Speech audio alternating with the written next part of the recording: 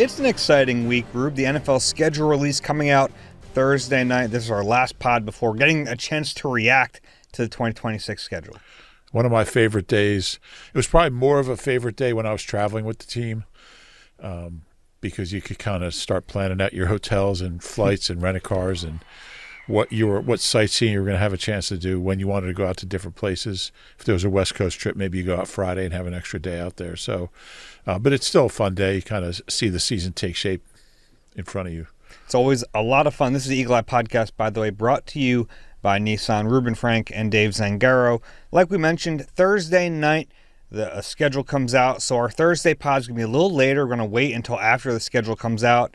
8:30 p.m., we're going to do a live podcast. If you're watching on YouTube, you can watch it there. Otherwise, we'll just record it like normal, and you can listen to it or watch it wherever you listen to your pods. But that's always a fun one, Rube, because you're right. It's like that's the first time where the season feels real. Yeah. It feels more like next year than last year, starting Thursday, I think. We have a lot to talk about today. A little bit later, I want to go through my list of Howie's best offseason moves in 2026. I want to see if you agree with some of those, disagree with some of those. We do have questions to get to in a little bit, but we know one game so far, Rube. The Eagles are going to Dallas on Thanksgiving. Yep. You packed yet? Not quite. Yeah. Those games it's like a double-edged sword. It means you're going to have a short week. They'll probably have a couple short weeks, but it also means Thursday night you're the only game on, and the whole world is watching, or the whole country. So it's kind of, there's something pretty cool about those games, but it kind of sucks to be away, to be in Texas on Thanksgiving. You'd rather be home with your family, but the games itself are a lot of fun. Yeah, and look, it's fun. So I think for fans, you can view this two ways. One way is that it's exciting. Your team is playing on a holiday, a big stage. The other part of it is like, all right, you don't have stress-free viewing on Thanksgiving. You don't get to have football on in the background. It is now like plan your Thanksgiving around that 4:30 kickoff. Do you eat before it? Do you eat after it? Like, how do you go about it in the household? Might be I think. Because by the time it's over, it's going to be 7:30, 7:45. I guess you could have dinner, a late dinner. That's tough for a Thanksgiving dinner, though. Yeah, I think most people are going to try to have dinner maybe at 2:30 or 3. Games at what, 4:30? Mm-hmm. So probably what would you do there? Would you have an early dinner, maybe like a 2:30 dinner? Yeah, I'd probably go early. I would too. Yeah, because that's going to be a heavy meal to have that late, like at 8:30. And then that tryptophan starts kicking in. You're sitting there on the couch trying to stay awake. But you do get stress-free football that Sunday. So there's That's true. That's a good trade-off. Yeah. I remember one Cowboys game down there on Thanksgiving, and, you don't really think about this, but, like, if you're covering a game in Dallas, like, where do you have dinner? And, like, they feed you at the game. You get, they'll probably have turkey and stuffing and all the trimmings, but when you get out of there, like, where do you go for dinner? Usually, you go out for Mexican food or something when you're in Dallas. Everything's closed on Thanksgiving. So, we always stay at that the same Marriott, Airport South, and we've been doing that for years. And I called the hotel and I said, "Look, we're gonna have like 25 to 30 media from Philadelphia at your hotel. Is the restaurant going to be open on Thanksgiving?" And the manager's like, "No, we're closing at like 5 that day." So I called the food and beverage manager and I said, "Look, I'll guarantee you this much business if you stay open, and your bartender is gonna make a fortune because we're all in expenses." and they did. They stayed open. So we got there. We probably all got there like around 9, and they stayed open.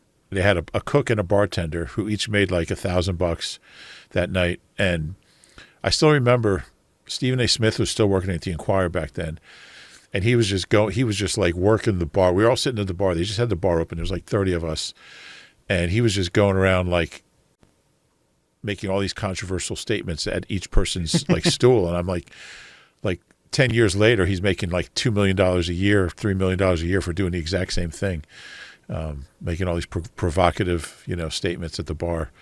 But yeah, so they stayed open, and we had a nice media dinner at the Marriott. So that's my memory of. That's cool. What year was that? 89? Was that Bounty Bowl? It was probably later than that. I don't know. Okay. Was there another one there? The next one after that was 2014. Was 14? Yeah. Yeah. When did Steven? I just remember maybe it was Christmas. I thought it was Thanksgiving. It might have been Christmas. So the whole story is kind of invalid. Okay. But it was a holiday. That's fine. The Bounty Bowl was something. We didn't know what was going on. 1989, the Bounty Bowl. Yeah, Bounty Bowl was unreal. And the only reason we found out about it because it was all coming out of the Cowboys locker room. What do you remember? So give a brief 30, 40 seconds for younger listeners. So Luis Zendejas had kicked for the Eagles. I think he was actually on the team at the start of '89. Got released, got signed by the Cowboys, and Buddy had a bounty that if you got a good hit on Louis, you get like $100 or $200, which back then was probably like real money to some of these guys. And it was a linebacker named Jesse Small, his second round pick, who just obliterated Louis on a kickoff, I guess. And the Cowboys in their locker room accused Buddy of putting a bounty on Louis, which he had. And the only reason we found out about it was because the Cowboys at the time would give you like 30 pages of quotes from each locker room. And we're going through the quotes looking for it was a tough game. We played hard. And we see all these quotes just accusing Buddy of all this stuff. That's how we found out about it. I mean, there was no internet. You're not going to find out on Twitter. So we found out from these pages of transcripts that they brought us to our spot in the press box. Because we're in the Eagles locker room. We don't have time to go into the Cowboys locker room. And we didn't know what was going on. But before that, did you find the hit strange at all? It was a big hit. But yeah, it was Jesse Small. He was a big hitter. Yeah, you didn't think anything nefarious. No, but it wasn't surprising because it was something that Buddy would do. And they would have bounties on different players and different. What games. happened when it got back to Buddy? I don't think he denied it. I think he laughed. They say that, did they? I'd have to go back and check. I don't think he ever denied it. I think he got fined. Mm-hmm. But yeah, that was, gosh, 37 years ago. And then in 2014, Mark Sanchez leads the Eagles to a win in Dallas. And then they actually played back-to-back Thanksgiving games, the Eagles did in 2014 in Dallas. And then 2015 in Detroit. They won in Dallas. And then that Detroit loss, one of the worst losses of the Chip era. Yeah. That was a really bad one. Was that the Ryan Matthews fumble game? No, this was a blowout. This was Oh, okay. Yeah, this was. I mean, they got spanked in this. That was the next year. Yeah. Yeah. I remember that game. I remember having Thanksgiving dinner at the Detroit Airport Marriott that night. Yeah, that sitting loss at the bar was watching the Cowboys 45 get to beat. 14. Okay. And then surprisingly, they beat the Bills the very next week. Interesting. Because we were starting to think, man, Chip's not going to last through the season, and he ended up not. But we thought it was going to happen even sooner. After that was 15. That was 15, yeah. Yeah. Yeah, they got blown out a lot. Well, that was, to me, that was the worst one. And it came off of a 45 to 17 loss to the Bucks. So, yeah, that Lions loss was bad. That was the first time where at least, and I was pretty new covering the team or back covering the team at that point. I remember being there in Detroit thinking, this is going south in a hurry. Yeah, and it did. It certainly did. Okay, so the schedule comes out on Thursday. What do you do first? What do you look for first when you see everything listed? First thing I do is put all the games in order on my laptop, and then I'll put last year's record of each opponent next to it, so you can kind of look for trends. Like they play 3 games in a row against playoff teams from last year, or 3 games in a row against teams that won 11 or more games. So you look for the tough stretches. I think last year the first thing we noticed was they didn't have back-to-back home games.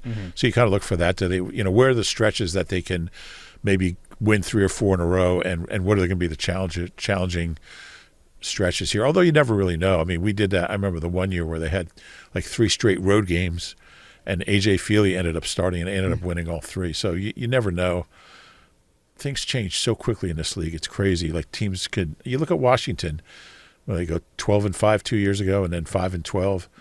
I mean, the Eagles were the only repeat division winner in football last year. Yeah, which is crazy. And so I think that's the first thing I look for is those stretches of tough games presumably, and maybe more manageable games. In general, this is not a tough schedule based on, I mean, you can look at it either way. You can look at it from last year's finish, which probably isn't the best way to do it. You can look at it at next year's projections. I mean, this is a much easier schedule than the Eagles have had in a while. Yeah, and I think their toughest games are, for the most part, are at home. Mm-hmm. They where they're very, very good. I mean, they're a very good road team, and they have been since Nick's been here, but they're best road team in the league. Yeah. So based on last year's strength of schedule, 23rd toughest. Based on projections, 26th toughest or 7th easiest. Yeah. Yeah, and I always thought you should do strength of schedule based on like how many really good teams you face, not composite record, because you put a 1-16 in there or whatever, and it kind of skews the numbers. But I think, yeah, and part of a big chunk of schedule strength is going to be the teams in your division, because that's 6 out of 17. That's a third of your season. And really, for the most part, the NFC East has not been very good for a long time. So those are, I mean, who knows? I think all those teams had good drafts and have made themselves better, but they're all manageable games. Yeah, and you look at the strength of schedule in the division, the Eagles are obviously a good team, so it hurts the other teams, but the Cowboys have the 4th toughest schedule, Commanders 8th toughest, Giants 9th toughest, and the Eagles 26th. And where were they last year? They were like one of the toughest, 4th. Right? Yeah. Yeah. Yeah, and that doesn't guarantee anything, but I mean, last year's schedule really was. It was rough. It was brutal. I mean, to not have back-to-back home games. And there are tough games on the schedule, and we'll get into it on Thursday night a little bit, but you don't feel, it's not as daunting. It's not, especially since you're playing Seattle and the Rams at home. Some of the better teams. Texans are at home. So you stack the games up. The first thing I do is, where's that bye week? Yeah. Let's see where that bye week is. Remember a few years ago they had that week 5 bye? I mean, that was pretty brutal. Ended up kind of turning their season around. It did, but when the schedule comes out, you go, man, that's too early. Yeah. So you'll look where the bye week is, and then I'd look for like anything that might be unfair. Do they have 4 games in 20 days or whatever? They have like a tough stretch like that. They had that 1 year where they kept playing teams coming off byes. Yeah, then that's the next level of that. Was that 23? Like the rest imbalances. Yeah. Are they facing all these teams on extra rest? And that can be a really tough one. And that's kind of like the next level of it, is figuring out that kind of stuff. And like weird travel schedules. Yeah. I always think back to 2017 when they had the back-to-back West Coast games. They decided to stay out there for the week. Yeah, they decided to send me back home for 5 days and go back out. I picked up a lot of American Airlines miles that week. You were picking up airline miles. I was picking up Marriott points. Yeah, I came back and did quick slants each day, then flew back. What was it, Seattle, then L.A.? Mm-hmm. Yeah. Yeah, so those are all the things we'll be looking for on Thursday night. I think that's all we have on schedule today, because we're going to talk so much about it on that pod later in the week. But at least we know one game, and we'll find out. I think there's a chance for an international game. We'll find that out Wednesday morning. So by the time you listen to this, you might know whether or not the Eagles are going to London or Mexico City in 2026. What's your gut feeling? My gut feeling's London. It's a great trip. What do you think? Yeah, I would not surprise me. The way Jeff Lurie talked about it when we talked to him, when you talked to him at the owners' meetings, and he was like, "Oh yeah, as long as we don't lose a home game, I'm totally fine with it." Which he knows they're not losing a home game. They did that for Sao Paulo. Right, and I know you missed the London game in 2018, the Jaguars game. It was such a great trip, and I really love it over there. So many, you'll have a blast. I hope for your sake that they go over there, because there's just so much to do there. It's such a great walking city. The train, I took the train down to Portsmouth Harbor, down by the Isle of Wight, right across the water. And that Saturday, I think we had a free day. There was no media, so I took the train down there, had lunch down there, wrote my observations in a pub. Can't beat it. So, yeah, I hope that happens, because you've been to London, right? I'm not. You've never been to London? No. Interesting. Yeah, I think it's a trip. And then Tim McManus and I went out to see Clap Your Hands, Say Yeah, a Philly band that was playing at the Electric Ballroom. And we walked from our hotel to the venue, and there was another venue across the street that Lord Huron was playing. We went in there and got tickets for that. So we saw about 45 minutes of Clap Your Hands, and then went across the street and saw Lord Huron play. So that was definitely a fun night. That was that Friday night. Yeah, you'll have a blast. Hope it happens. Yeah, we'll find out on Wednesday morning. For now, let's put the schedule aside. I did something fun, I thought, over the weekend. I ranked I'll be the judge. What I think are Howie's 5 best moves this offseason. We'll count them down 5-1. I want to know if there's anything you think I missed, and if there's anything that you think is wrong with the order of these. At number 5, I had the extension for Jordan Davis. Very important. Yeah, it was a move they had to make. He earned it the way he played last year. Look, I don't think they had to make it. Well, they didn't have to, but, I mean, they kind of had to. They didn't have to, but it was a very good move. I think it's a good move, and Howie would tell you that this is too low on the list. We know how he feels about locking up his own players. He always views that as like the most important thing every offseason. So I bet you he would say this is too low. He might have 4 and 5 flip-flopped. He'd probably put 4 ahead of 5. I don't give away what. I'll let you say what 4 is, but yeah. So with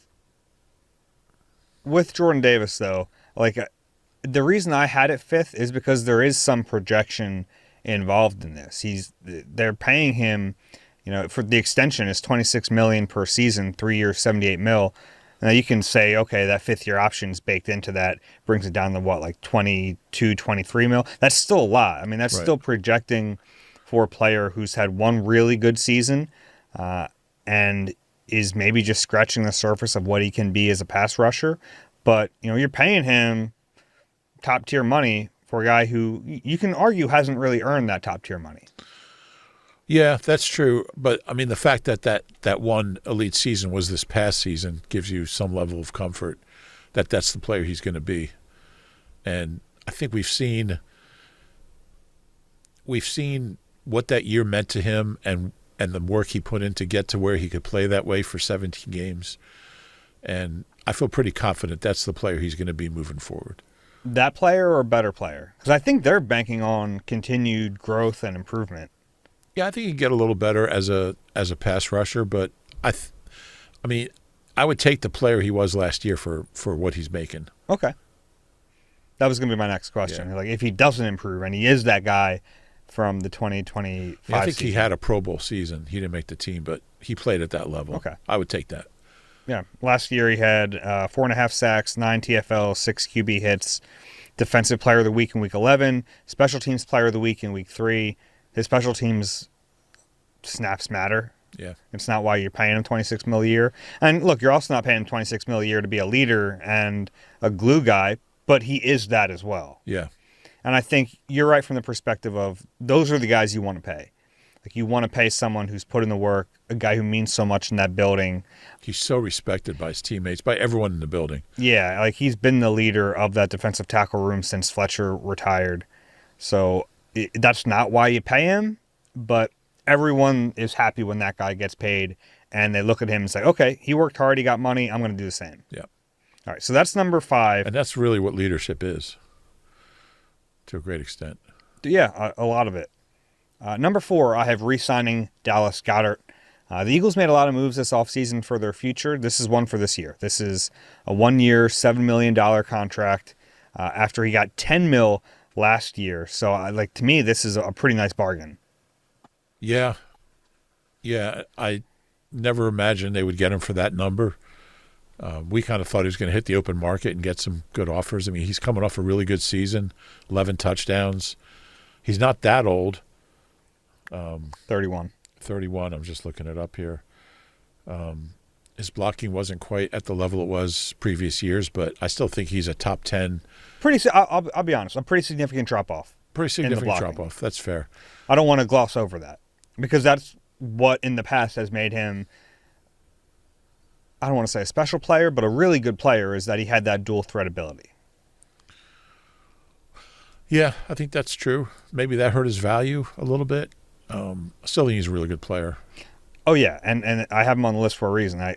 Especially because you draft Eli Stowers. We don't know what he's going to be. I think there's some projection in that pick. Sure. Certainly, but I think the overlap is important, and I think the overlap is what they want at pretty much every position. They want to have the young player learn from the veteran player, and that's not always going to work out perfectly, but it's very clear to me that's what they want. It served them well so far. Mm-hmm. Yeah.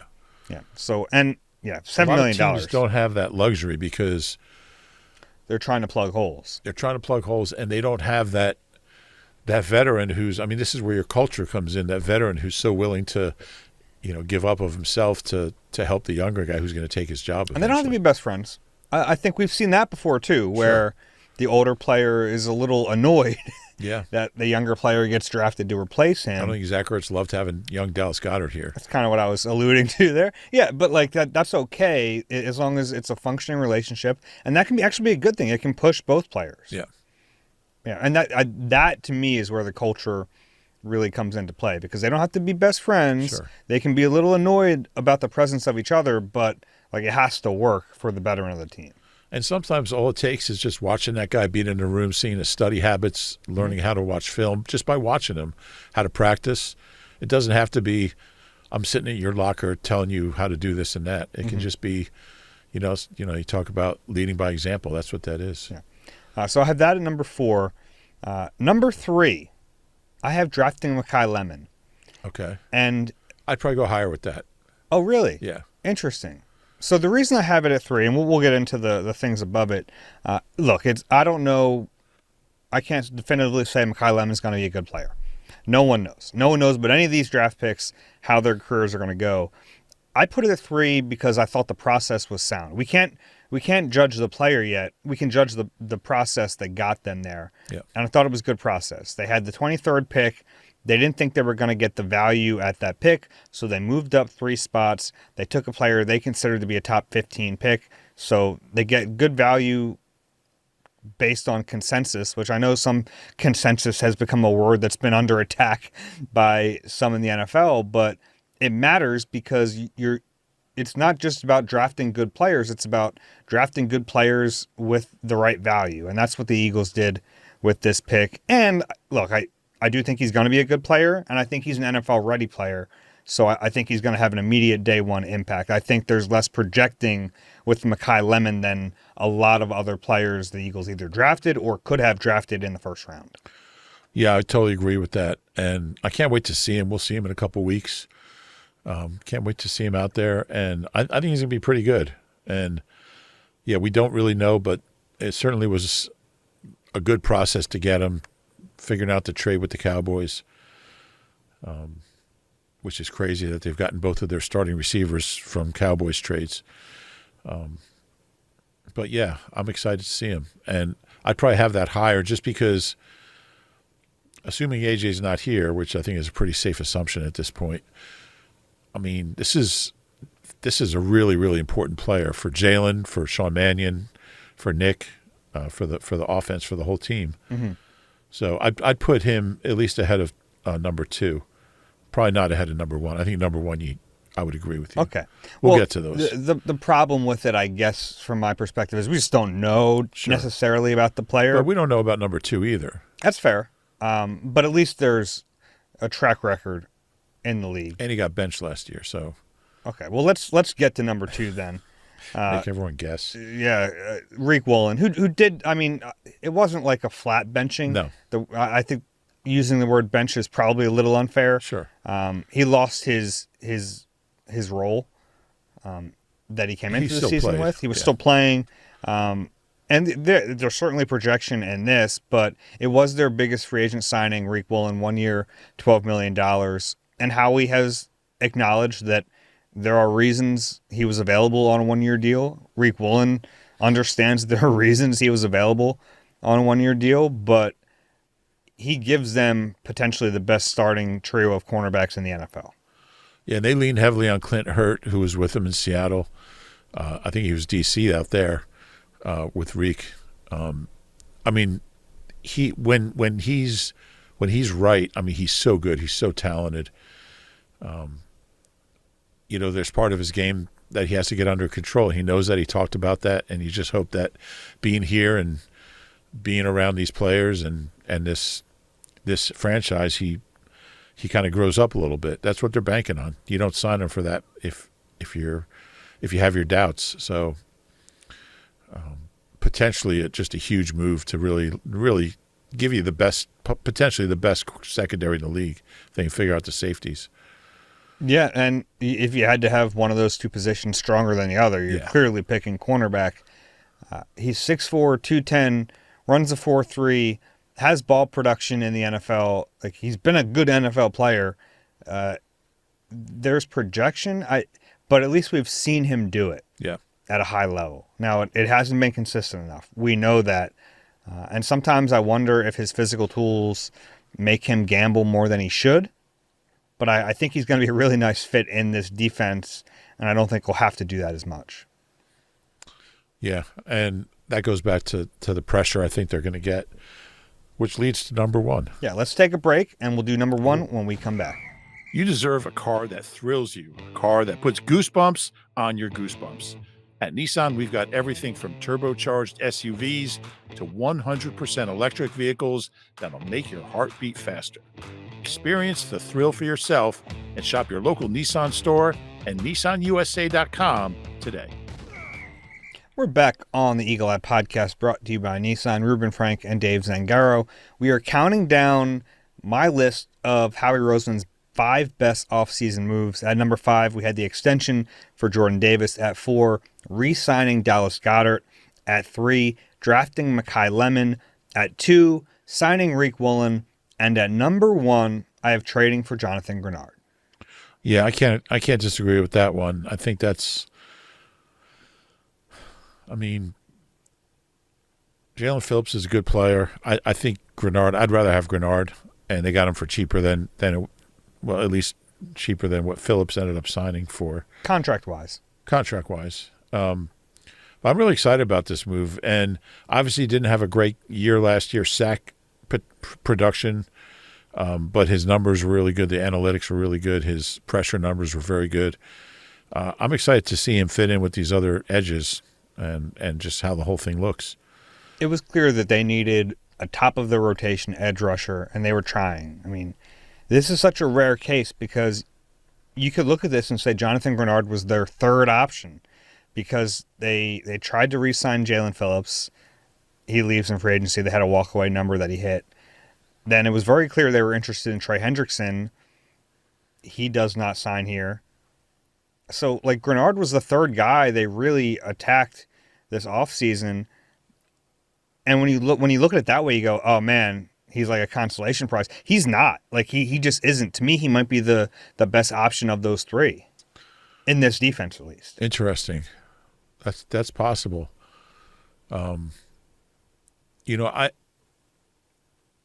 Hendrickson would have been fun. I think Grenard fits this defense better. I think he's a better run defender from day one. You have a different kind of guy that you don't really have in Hunt and Nolan. So you like that part about it. The drop in production does concern me a little because he's not a young guy. So let's go through that. He had a few years ago, he had 12.5 sacks in 2023, his last year with the Texans. His first year with the Vikings, he had 12 sacks. And then last year, he had 3 sacks in 12 games. Yeah. And that is a concern. I like how Howie put it. He's one of only X number of guys in the league who had 27 or more sacks the last 3 years. Mm-hmm. Kind of just worked around that 3-sack number. And he talked about, I asked him about the sack drop-off, and he talked about, he said he was disappointed in the way he played. He thought he got good pressure. The sacks just didn't come, and sometimes that happens, but they need more than that from him. They need more than they got from Nolan. Somebody's got to be a 12-sack guy. I think all 3 of those guys are capable of it. Jalix Hunt included. Yeah, Jalix, who had 6.5, I think, last year, his first year as a full-time player. But if it can be a deal like it was in 22, and they had all those guys had 10 or 11, and you see what that does. It's just so hard to stop multiple guys who are rushing the passer with, who have the skill to get to the quarterback. So you'd like to see that. They just didn't pressure consistently last year with any of those guys. So I think Grenard or somebody of that caliber was something he had to do. And we brought up the sack totals, but the pressure was really good. Pressure rate 15.4% in 2025. That was higher than his pressure rate the previous season when he had 12 sacks. Yeah, and his numbers and Phillips' numbers were very similar for considering the number of snaps they played. Yeah, so Phillips had 63 pressures in 17 games last year. Grenard had 41 in 12 games. So very, very similar in terms of that percentage of pressure. And, Grenard's had better sack seasons than Phillips. Phillips high, I think it was 8 his rookie year, maybe. All things being equal, if you're not even considering the money, which one would you rather have out of those two? I think Grenard. I agree. I'm trying not to be revisionist about that because I really thought they were going to keep Jalen Phillips, and I thought they should have. I thought it was wise to try to sign him, but there had to be a walkaway, and I think it was very clear they hit that walkaway. This ends up being like a 4-year, $98 million deal. Really the first 2 years of it guaranteed for Grenard. I think they would have done that for Jalen Phillips. I think that would have been fine. Yeah. But at a certain point, like that's why you have a walkaway number. And you can't, if you have a walkaway number, you can't then be like, it's only a few million. Like that's why you have the number. Yeah. Yeah, I think they came out in pretty good shape considering they didn't get those first 2 guys you mentioned. So I have that at number 1. So of this list, is there anything I missed that you would have had on the list that I omitted? I think those are the top 5 moves. I would have changed the order a little bit. Okay. The one other one I thought about was Dontavian Wicks, Yeah. the trade and signing him. I think he's going to be a decent part of the offense. After that, I mean, they re-signed the punter. That was a nice move, but, tough to get excited about that. So I'd probably put Jordan Davis ahead of Goddard, and I'd put Mekhi Lemon ahead of Reek Woolen. Okay, so your order would be Goddard at 5, Davis at 4, Reek Woolen at 3, Mekhi Lemon at 2, and Grenard at 1. Correct. Okay. We're pretty close, though. But I think it was a very good offseason for Howie. I think look, it was good knowing that they were going to be limited. Yeah. They weren't going to be able to just spend a ton of money. And look, honestly, part of the Grenard signing is Howie holding firm and not overpaying for Jalen Phillips. That's part of it. I mean, I just like that he was able to attack a lot of different areas in different ways, whether it was trade or signing or drafting. Mm-hmm. I think it's a better roster than it was at the end of last year, I believe. Is there another move Howie could make that would end up on this list before they play a game? That could end up on the list. I mean, we'll see what he does at safety. I think he's not done with safety yet, so we'll see what they add if he makes a trade for an elite safety, which I don't think he's going to do, but I think he'll add somebody. But if it's the right guy, he could bust into that list. Yeah. An A.J. Brown trade I don't think would make it no matter what he gets back because you're trading A.J. Brown. Yeah. And, not that I'm going to fault him for that, but I don't think anyone's going to celebrate that they move on from a really good player. Now, if he gets 2 ones back, maybe you put that on the list. But maybe, but it's that's not going to happen. Yeah. But yeah, I think it's a good offseason. The other obvious one is if Jalen Carter gets an extension. Right. And that would be pretty high on the list. Yeah. What's your feeling on that? I think it's going to happen. Okay. I think I said I think it's going to happen this offseason. You haven't moved off that, given that it hasn't happened yet? No, I mean, it's only May. There's time. Mm-hmm. It's got to get done. It is a weird one because we've talked about that defensive tackle market has been really depressed for a long time. Yeah. There's one defensive tackle in the NFL making over $30 million a year. That's Chris Jones. And I think it's up to 5 edge rushers making over $40 million per season. So, defensive tackle is way behind. And he's got to make more than Jordan Davis. I mean, that's a given. I mean, they're best friends and everything, but he's got to, it's got to be in the 30s. If it's not, and it probably has to be well into the 30s. Where's Chris Jones at? 31.5? Yeah, he's a little over 31. Yeah. I don't think it's quite 31.5. Let me look that up real quick. But that's been a little while since we've seen that. He's at, it's over 31.5, 31.75. Okay. Now you have Dexter Lawrence at 28. Then you have Milton Williams and Jordan Davis at 26. It's time for that to be reset. Yeah. I mean, he's got to make more than Milton. You would think. He's just a better player even. But again, it's complicated because last year was, Not his best. Not his best. He had injuries. You got to take everything into account. I think when he's at his best, if he's healthy and motivated and fit, he's the best interior lineman in the league. And that's like the motivation question is a part of this. Like what happens when you pay him all that money? Do you get a motivated player? I think that's it. Maybe it's unfair to talk about that, but that's a question the Eagles are asking themselves. I think it's a fair question, and I think it's definitely something that they've got to really be convinced of. Mm-hmm. And I don't know if that's possible. So that's why you're going out on a limb a little bit with him. You give him $35 million a year, and next thing you know, Vic's saying he's out of shape again. It's not ideal. Not ideal.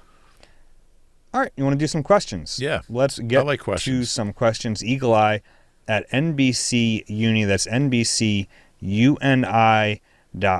QR code's on the screen. You can scan that and send it to us if you're watching on YouTube.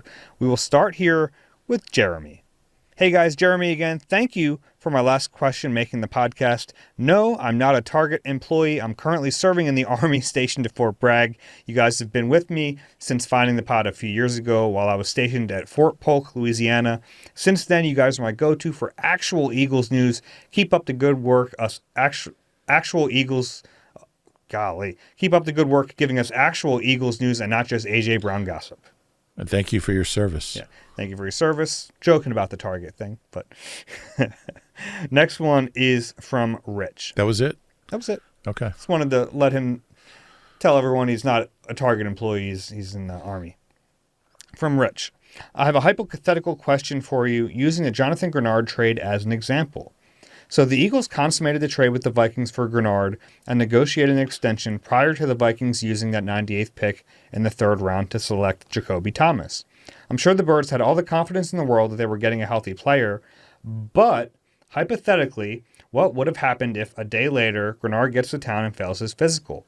I assume the league would somehow negate the trade and the Eagles would get back their 2027 third-round pick, but the Vikings would have already used the 2026 third-round pick in order to draft Thomas. Obviously, the Eagles can't get that specific draft pick back, nor the player, so what compensation would they receive that would make up for the situation? Are they just SOL for 2026? I assume something similar to this has happened in the past. If so, you guys are probably familiar with it. So what kind of resolution would take place? Well, I think the physical, I'm not sure how it works as far as he doesn't come out and do a physical before the trade, but I'm sure there's some mechanism where he does get a physical out there and they know the results of it and they're comfortable with that part of it. You don't trade, you don't make a trade for a guy without having assurances that he's healthy. Yeah. And in this case, Grenard was actually in town for his physical. The Eagles wanted to check him out before pulling the trigger on that trade. So that there was something that was on their mind, especially for this player because he's coming off an injury last year. Shoulder, right? Mm-hmm. Yeah. That would be funny if the league tried to give a team a draft pick back that was already used. Get the player that the other team drafted, maybe. Yeah. That clearly couldn't happen. Could they get future draft compensation? I guess it's possible, yeah. Eagles made sure to avoid that. But I think you're pretty responsible for a player that you trade for that you're comfortable with his health. Yeah, and that's why Grenard was at the Sixers game that night after he came in, got the physical. He checked out fine. They expected him to, but they did their due diligence. And, of course, the team trading him is fine with him being here because they want the trade to go through as well. Sure. Next one is from Pete. Hey, guys. Long time. My favorite pod, and you guys do a great job. Thank you. I have to ask something that's been nagging at me. Whenever you talk about Howie's draft failures, the name fireman Danny Watkins comes up. Now, I may just be old, but I remember that era in Eagles football pretty well. And while Howie was the GM back then, I also recall that Andy Reid was still heavily involved and that the Watkins pick was more a case of Andy pushing hard for a player and Howie giving in. Was that not the case? Thanks for all you guys do. 2011, right? Yeah. Andy was certainly involved. I don't know specifically who was championing Fireman Danny that year, but Howie has kind of taken the hit for it. It was just his second year as GM. Yeah. So, I mean, I guess I can't give you a percentage like Howie, Andy responsible for the pick, but I'm sure you don't take him if they didn't both like the player. Yeah. And at that point, I would think that, this organization now is so GM driven. Like, Howie's the star of the show. Howie's making the decisions beyond what a lot of organizations would allow their GM to make the decisions. And it's a model that works for them, certainly. Back then, I think the model was very different. You had a head coach who had been here over a decade who definitely seemed like he had a really strong voice in the player acquisition phase. Yeah, I mean, he was de facto GM. At what point Howie kind of took that over? Obviously, some of those picks in Chip's first couple of years, you don't know if they were Chip picks or Howie picks. Howie really didn't have this power until he came back in 2016. Because Chip had a lot of it, and all of it in 2015, and Andy still had a pretty strong voice in all that stuff. Andy's drafting here wasn't the best. At minimum, though, like, getting back to the question, they don't draft Danny Watkins if Andy's not on board. Exactly. At minimum. So, yeah, I wasn't covering the team back then. I don't know the dynamic of it, but I feel pretty strongly that if Andy didn't want him here, he wouldn't have been here. Yeah, I think that's true. Next one is from Brenton. Hi, Dave and Rube. I have some questions for you guys.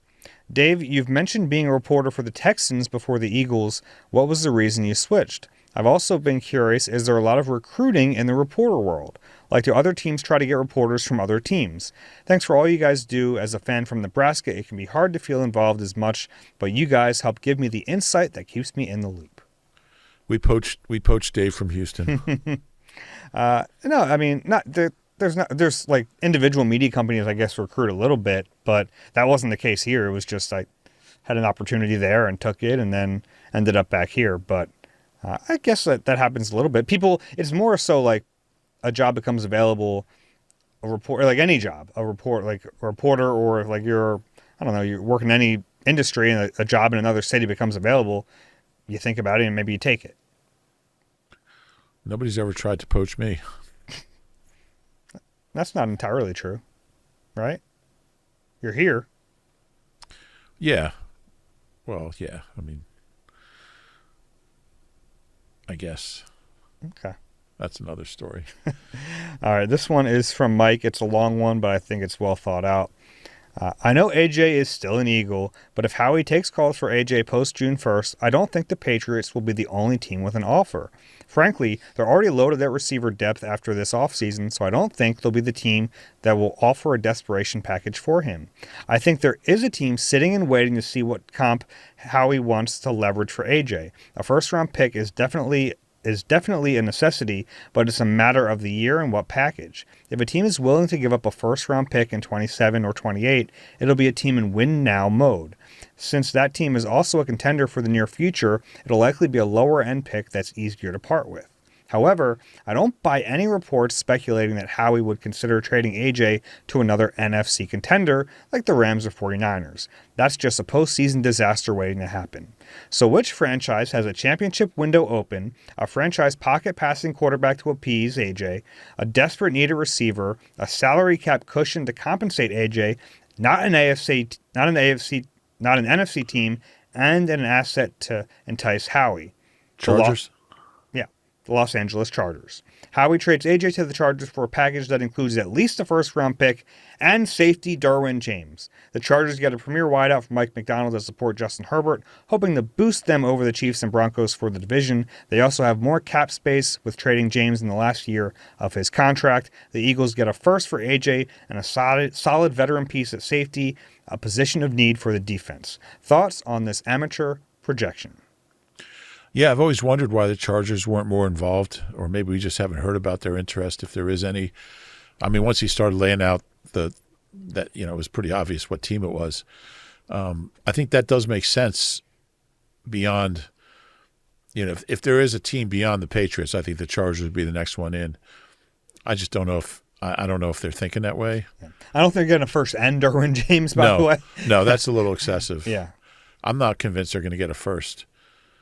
But they are a team that it would make sense for interest to be there. And all those things you said are true. Like there is a cap cushion. I think they could certainly use another wideout. They did pick up that 5th year on Quentin Johnson, but I don't think that's necessarily stopping them, right? Yeah. I would like to see it. I mean, I think that'd be fun. What do you think about not trading him to the NFC? You think that's something that's like a non-starter for Howie?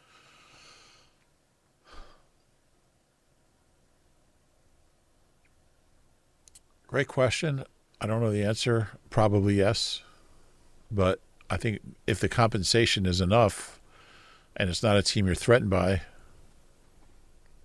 yeah. I think the compensation would need to be better. Yeah, it would need to be like clearly better. Sure.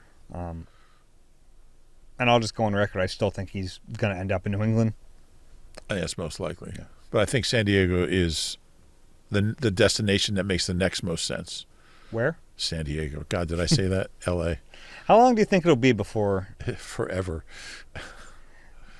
That's a tough one. I'm trying to think of the other ones are there any that still get you that like? Well, the thing about San Diego is that another team didn't move there. So yeah.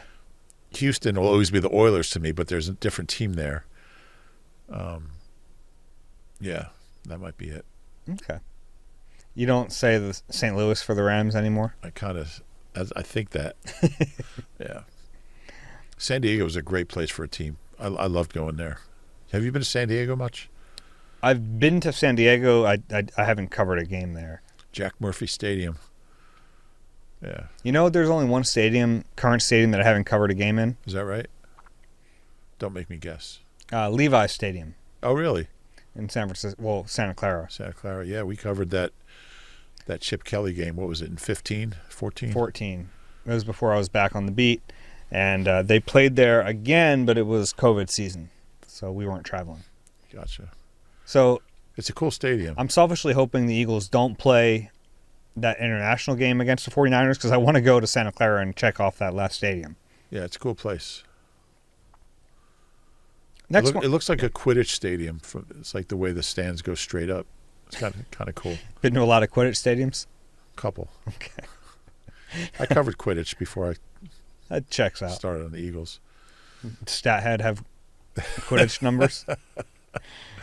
Next one is from Joe. Dave and Rube love the show, and I never missed an episode. With the draft behind us and the AJ trade seeming like a foregone conclusion, who do you think are the 2026 Eagles' most likely first-time Pro Bowlers? Well, I would always answer that with Jordan Mailata. I can't believe he's never made a Pro Bowl. I think Jordan Davis has. And Jordan Mailata's played at that level for a while. Yeah. I mean, he's been a second-team All-Pro, but he hasn't been a Pro Bowler. Mm-hmm. Obviously, I think, Jordan Davis, if he keeps playing the way he did last year, he'll get to one eventually. But I was a little surprised he didn't make it last year. Who else? Well, Devontae Smith. Devontae's, yeah. Well, his numbers should go up. His targets should go up. Yeah, you would think so. And this is a story I do every year. I rank them. I haven't done it yet this year. But it's always fun. I'm trying to find the story from last year to see who I had on the list. But it's always fun to try to figure it out. Oh, here we go. Here's my story. Bernard made one a couple years ago with the Vikings. Yeah, so my story from last year, the 5 that I had on the list: Jordan Mailata, Quinyon Mitchell, Dallas Goedert, Nolan Smith, and Devontae Smith. Man, Nolan Smith was coming off that Super Bowl season. We all thought he was about to really take off. Dallas Goedert has more catches than any tight end that's never made a Pro Bowl. Wow. Which is crazy. Who do you think is the most likely to be a first-timer? I'd like to say Mulata, but people seem to not give him the credit he deserves. Maybe because he's played in lane shadow for so long. Mm-hmm. I'll say Devontae. Yeah, I mean, I know everyone's talking about his big season coming in this Mannion offense. I'm not gonna buck the trend there. Like I think he's gonna be really good in this offense. I think he's ready to be a wide receiver one. I think he's gonna put up big numbers. Yeah. Even if they do spread the ball around a little bit more, which I know we had a comment a while back about that. And I look at the Packers, and yes, they spread the ball around a lot. They don't have a Devontae Smith. Right. You know what I mean? Like I think, and we've seen what this team has done in recent years. They funnel their targets to the best players. I think it could be somewhere in between, really spreading it out and funneling it to your best players, but he's clearly going to be their best receiver. And if Devontae has a big year, let's say 1,200 yards, between 12 and 1,300 yards, which I think is definitely possible, like that's going to be a big story around the league that he has had this season after they got rid of A.J. Brown. He's been a first-round pick. He's been a Heisman winner. He had a huge touchdown in the Super Bowl. I mean, and in a national championship game. That was a great catch, too. I still think that touchdown in the Super Bowl was the best throw Jalen's ever made. That play is – I watched that play so much. It's incredible. It's really become the play of that game, which is funny because it was such an amazing defensive performance. Yeah. I mean, maybe the pick six, but I honestly think the dagger is the play most people think about. Yeah. And the video, just Nick, And having a name helps. Yeah. But I think Devontae kind of has all the things that you need to be a Pro Bowler except just the big season. So, like, people know him. People around the league like him. He's got a good reputation. I think if he gets to 1,200 or plus, he'll make it. But, any of those guys, if Nolan Smith has 13 sacks, which is he's physically capable, if he's right there, get one for the first time. Let's finish with this one from Pete. Hey, Reuben, Dave, really appreciate the pod after each round of the draft. That's a lot of work, so kudos to you and the team behind the scenes making it happen. Yeah, team behind the scenes. Here's a dumb question spurred by Alec Hallaby leaving for potentially the private sector. Of Jalen, Nick, and Howie, who has the worst work-life balance? Who rarely sees their family or has time to pick up a new hobby? You always hear about how demanding their jobs are, but I wonder how that manifests itself. Thanks as always. Howie, Nick, and Jalen? Yeah. So those three, who has the worst work-life balance? Nick. It's Nick. It's always going to be the head coach. Yeah. And sometimes, it's week 6, and you look at Nick and you go, "Oh man, he didn't go home last night. He slept in the office." He wears it a little bit. Yeah, it's Nick, and I think he actually is better than some coaches. He's at his kids' games, and he makes sure that he makes sure his assistants leave the building too, which I like. Yeah, no doubt. Because there's a point where, if you're working 22 hours a day, there's a point of diminishing returns. You're not getting anything out of it if you're not sleeping. I have this argument with someone else who's a sports reporter about the importance of sleep. And it's yes, you want to work hard, but sometimes the most productive thing you can do is to get rest so you're at your peak and then you'll be more efficient. I think sometimes, coaches wear it like a badge of honor when I don't know if it should be. I don't know if you're necessarily running as well as you could. Yeah. That's why, especially on a weekend, if you're playing on a Sunday, you want to get to, if you're calling plays or whatever you're doing, you want to be sharp. You want to be sharp as possible.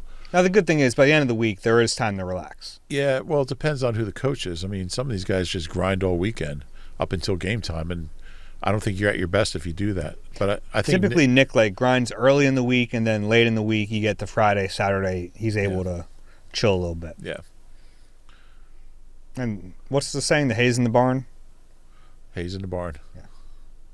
It's a good running saying. That's who would you have next? I'd probably put Howie next. It's different because like Howie's season. Yeah. I don't mean that as some meme. I mean like Howie's busy season is not during the season. I think him and Jalen have, during the season. I'm sure Jalen's very, very busy. Yeah. Not that he's not busy in the offseason. He's working out, but like there's a grind of being a quarterback during the season that he probably likes because he's a little bit of a psycho. But there is a grind to that. And we see Howie leaving the building when it's light out. I'm not sure we ever see Jalen leaving the building when it's light out. Mm-hmm. But definitely Nick at the top. Yeah, no question. Where would we fit in? Among them? Yeah, probably behind them. Yeah. They're working pretty hard. Their jobs are also more important. Much. All right, do you have a question for us? Eagle Eye at NBCUni.com. That QR code's on the screen for another few seconds. So if you want to pause it, you can scan that QR code and send us a question that way. And if you enjoy the Eagle Eye podcast, please do us a favor, rate and subscribe wherever you get your pods. If you're watching on YouTube, click that like button and subscribe there as well. We've got a few minutes here.